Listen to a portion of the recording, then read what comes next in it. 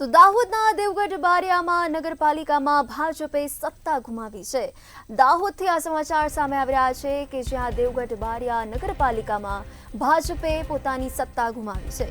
દેવગઢ બારિયા નગરપાલિકામાં હવે અપક્ષની સત્તા રાજ કરશે। ભાજપની સત્તા ગુમાવી છે। પ્રમુખ પદે ભાજપના સસ્પેન્ડેડ સભ્યની વરણી કરાઈ છે। હવે અપક્ષની સત્તા આવી છે। પાલિકાના પ્રમુખ પદે અપક્ષ સભ્ય નીલ સોનીની વરણી થઈ છે। અપક્ષ સભ્ય નીલ સોનીની વરણી થતા ભાજપને ફટકો પડ્યો છે। ભાજપે સત્તા ગુમાવી છે અને અપક્ષે પોતાની સત્તા જમાવી છે। દાહોદના દેવગઢ બારિયાથી આ સમાચાર સામે આવી રહ્યા છે કે જ્યાં નગરપાલિકામાં અપક્ષે પોતાનો દબદબો જમાવ્યો છે। નગરપાલિકા ખાતે પ્રમુખ પદની ચૂંટણી યોજાયેલ હતી।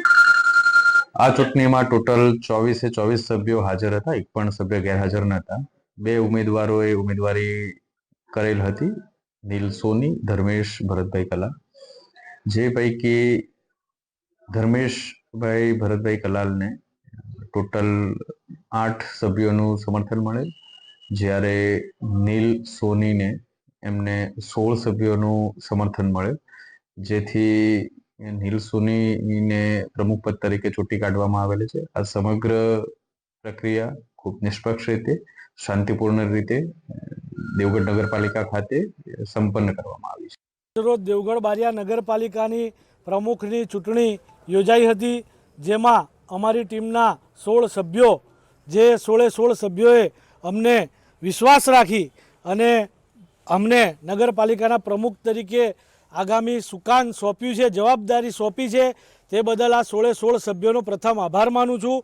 સાથે ગુજરાતમાં ભારતીય જનતા પાર્ટી ભૂપેન્દ્રભાઈ પટેલ તથા અમારા યુવાનોના હૃદય સમ્રાટ એવા નાયબ મુખ્યમંત્રી હર્ષભાઈ સંઘવીની જે ગુજરાત સરકાર ચાલે છે એની સાથે અમે કદમથી કદમ મિલાવીને આગામી સમયમાં દેવગઢ બારિયાનો જેટલો વધુમાં વધુ વિકાસ થાય, દેવગઢ બારિયાનો અમારો સંકલ્પ છે કે ભાઈ દેવગઢ બારિયા જિલ્લો બને, આવી તમામ કામગીરી સરકાર સાથે રહી અને અમે આગામી સમયમાં કરીશું। દેવગઢ બારિયાનો વિકાસ એ જ અમારો સંકલ્પ છે।